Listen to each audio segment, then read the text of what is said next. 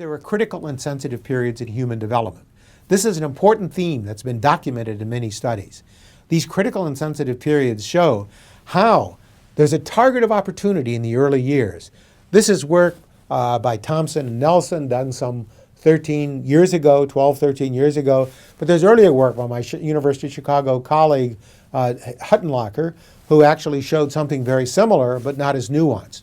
That literally in the early years, what we're seeing is synapse formation. We're seeing opportunities that can be taken.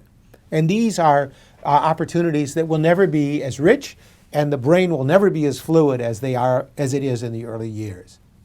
So what have we come to understand? That there are critical and sensitive periods. We know that looking at animals, looking at mammals, looking at various kinds of notions of language acquisition, we know that early years play a very important role.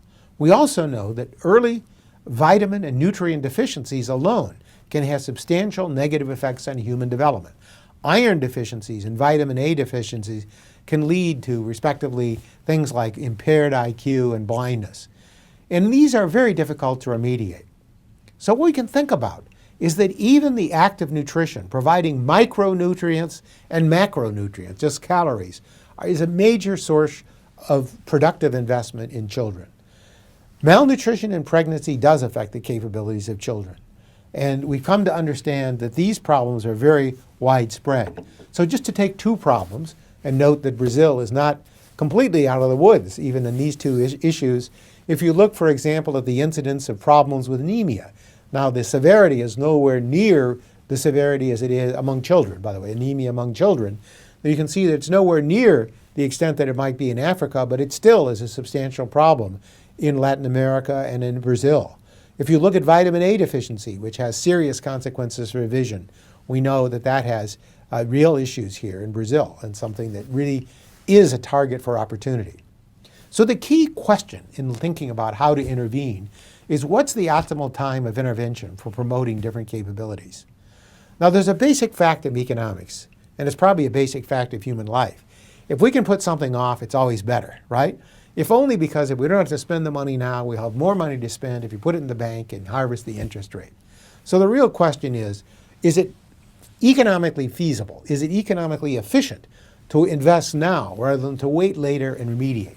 And I want to argue that in fact it is economically efficient.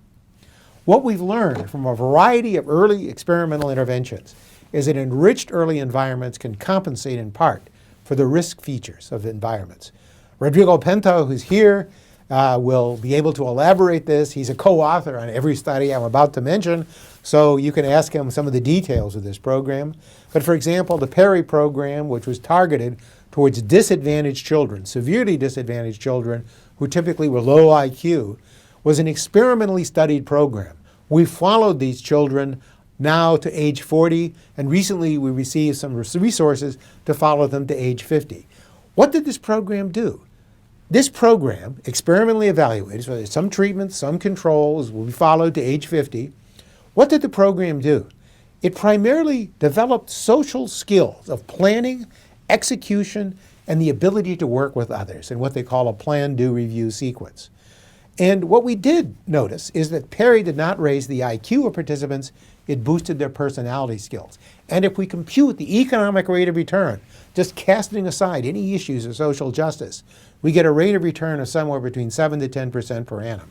And what it did do, it achieved its success through the Perry program. And Rodrigo will tell you more about this in his own talk.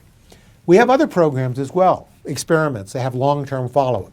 The ABC program was an even more intensive program than the Perry program. It targeted children who were starting at birth, high-risk mothers, primarily African-American children, although there were some whites. It recruited these people during pregnancy. And it was very intensive, and it lasted for 5 years in the first phase, and for a subset it lasted to 3 years. Now, what were the results of this? Again, experimentally evaluated. We followed these people over their lifetimes. What do we learn? That it, first of all, had a lasting effect of IQ. If you started early enough, it turns out we could boost IQ.